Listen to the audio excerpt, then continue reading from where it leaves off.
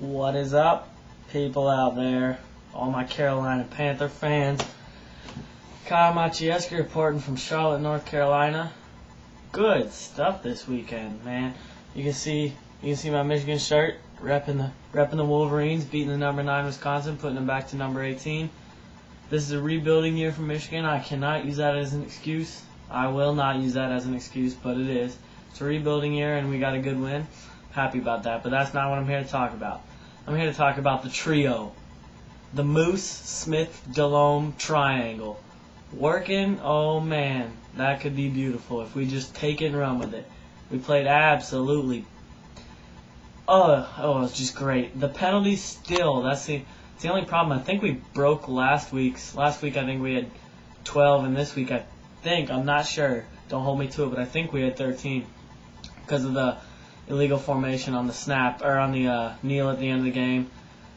Just ridiculous, man. We're trying to beat ourselves. I mean, if you saw the way Larry Johnson played this week for the Chiefs, next week we could be in trouble with all those penalties. Our defense, man, they're all over it, playing great.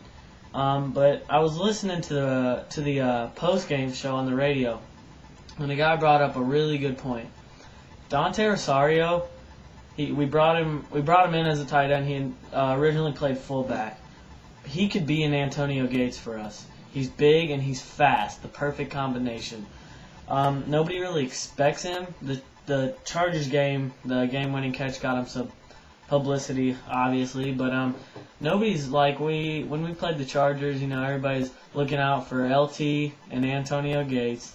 To look for him. He's a big name as a Charger, but Dante Rosario could be a sleeper, man. We put him in the seams, run him up through the seams, him and Jeff King. They'll be defenders. Their defensive coordinators will be focusing on Smith and Muhammad now that they can do what they did against Atlanta. And Dante Rosario's got a matchup that he could take all day. He could be playing against a really big middle linebacker and an outside linebacker that can't keep up with him over the top from Jake. We could be a receiving threat. Jonathan Stewart, he's really just a great running back. He makes something out of nothing.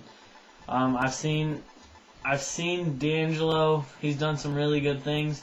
He's a good back too, but I think Jonathan Stewart needs to be our initial guy. The two-back system could work for us. It's looking good so far, and they're both great running backs. What else I got for you? Jeff King, he kind of disappeared now that Dante's emerged. I still think that we should use our tight ends more. I think, Rosario had 2 catches for 18 yards.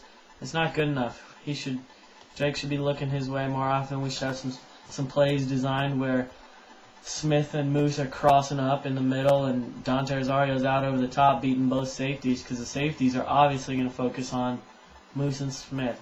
Just something to look at. I'm not complaining. Hell, we look really good, our defense and our offense, just like I said, except for this penalty. Kent Lucas, he looked really good. Got hurt, came back. Guess he just got the wind knocked out of him or something. He's good. And Jordan Gross and Jeff Otar ends getting hurt. I think Jeff Otar was an ankle injury. He's fine.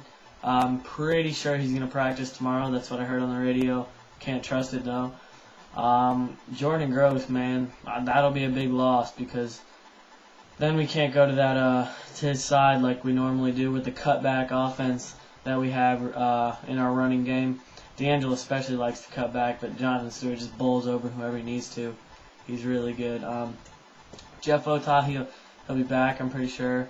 I mean, if they both had please don't let this happen. But if they both had serious injuries and had to have something done to where they were out for 4 weeks, 5 weeks, the season, knock on wood, please don't let that happen to either one of them, to anybody in the NFL. You don't wish that on anybody. I just think that we do need to go out and get some, maybe definitely one, maybe 2 offensive linemen, because after Bridges, I'm pretty sure we're done. Guess Julius Peppers will be in there knocking some dudes on their butts, but I don't think that would work too well. Big Nick throwing some love out, especially to your receiver, man. Had the spine or neck or injury or career ending, and he was leading the NCAA in receiving yards, catches, touchdowns. I don't remember. It was last week I watched it, but man, that's horrible.